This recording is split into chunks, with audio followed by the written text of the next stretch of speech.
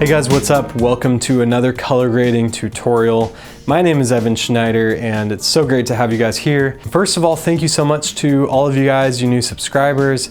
I really appreciate your support and I love seeing all of your comments down below.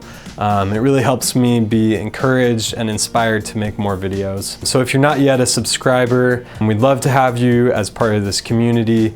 Make sure you hit that subscribe button and even the bell icon so that you can get emailed every time I release a new video. Second of all, I just released a new drone film that I shot in Iceland. I'm super proud of this video. I think it turned out really amazing and I think you would really enjoy it, so you can give that a watch. First step. So we are here in Davinci Resolve 15 and I have a clip loaded up, but imagine this as part of a finished edit. Maybe you did it in Davinci Resolve or Premiere, but today I'm just gonna do it on this clip to show you guys how to color grade drone footage. I created a video about the Mavic 2 Pro that I go over all of my settings, I do a little bit of a review, and I also show you how to color grade that footage too. That'll be super helpful for you. In this tutorial, I want to show you how to color grade just drone footage in general. You can apply these techniques to pretty much any drone footage you shoot. So let's get into it. So I'm going to click on the color tab, and in the color page, you want to make sure that you have your parade scopes up. These are a super helpful tool that can help you see what's going on in the image. Rather than just looking at the image on the screen, you can see kind of what's going on under the hood. In addition to the parade scopes, we're going to be using color wheels and also the curves tool. So I'm gonna right click on my first node and change the label, and I'm just gonna call it curves. The first thing I wanna do to this image is I want to add contrast. Right now the image is a little bit low contrast, as you can see in the parade scopes, how the bottom, the kind of the darkest point of the image is not touching full black. My highlights are almost at the top of the scopes, and so I'm probably not going to touch those much, but I can definitely see that I want to bring the blacks down. I'm going to use the curves tool for this, and what I'm going to do is create a point kind of near the bottom, and I'm gonna click it and I'm just gonna drag straight down. And as I'm dragging, you can see on the scopes that the image is getting darker because it's moving towards the black point. So that looks pretty good. I don't want to crush the blacks underneath the bottom point. I just want to get them nice and close. The next thing I'm going to do is just create another point right here so that I can smooth it out a little bit, so that we have a nice gradual curve into the blacks. This is a good technique to use because instead of crushing your blacks and just bringing them straight down underneath the darkest point in the image, we're actually compressing the blacks so that we're retaining the detail in the shadows, but we're still adding contrast to make that image pop. The next thing I want to do is bring up the highlights a little bit. I have to be a little more careful with this image because the highlights are already pretty close to the top. So I'm going to create a point up here and I'm just going to click it and I'm going to drag up until we get really close to that top point. I'll stop right about there. And so as you can see in the image, we're already giving it a good level of contrast. I'm going to create another point right here just to smooth out those highlights, and I might bring this point down a little bit so that I'm not going over the top and clipping the highlights. And so right now you can see the image. This is after, and if you click Command D, you can turn off this node and see before. So this is before and after, before and after. And so just using the curves tool, we've created a very powerful way to achieve a good amount of contrast in this image. The next thing I might want to do is create a point right in the middle, and I think I'm going to bring that down a little bit as well. And so I'm bringing the midpoint down, adding a little more detail, and bringing kind of the overall exposure level down using curves. This technique using curves is called creating an S-curve. And you can see this slope in the curves kind of creates an S shape. And this is one of the most ideal ways to create contrast because you create a nice roll off in the shadows and the highlights. So now that I have contrast, the next thing I want to do in the image is add some saturation to bring those colors up a little bit.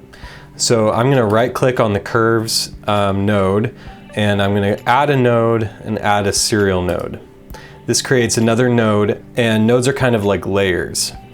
So with this node, I'm actually going to go to the Lume versus Sat curve.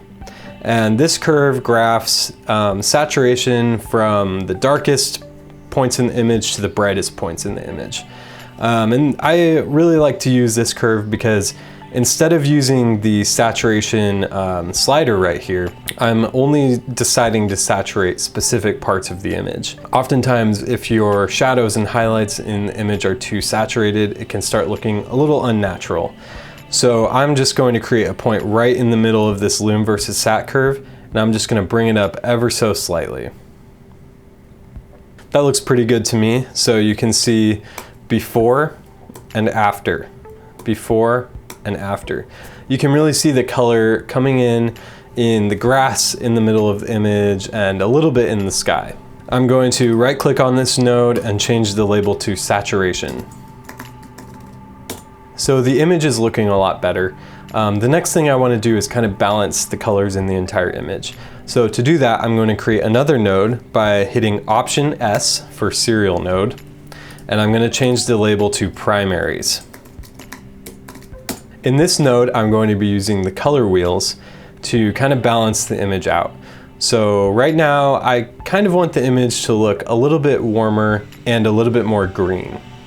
So I'm going to push up and to the left until I see it hit a good level.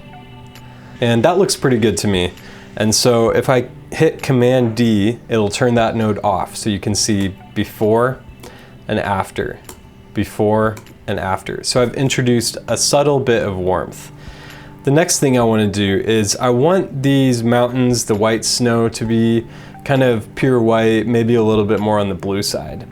And so since these are in the highlights, you can see right here, my blue channel is a little bit low, meaning that the image is being pushed towards kind of reds, red and green, magenta.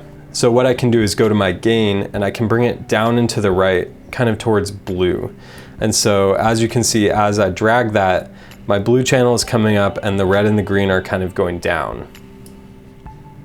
And so now if you look at the snow, it's a lot more white, it looks a lot more pure, and it looks a lot better. So you can see before and after, before and after.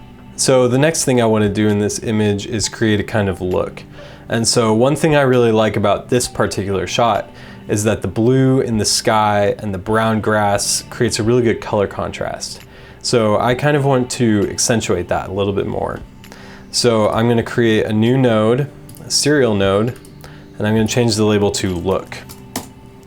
And for this, I'm going to be using the hue versus hue curve. And what I'm going to do is I'm going to create a point at yellow, kind of to hit the grass, and then another point in the blue to kind of hit the sky.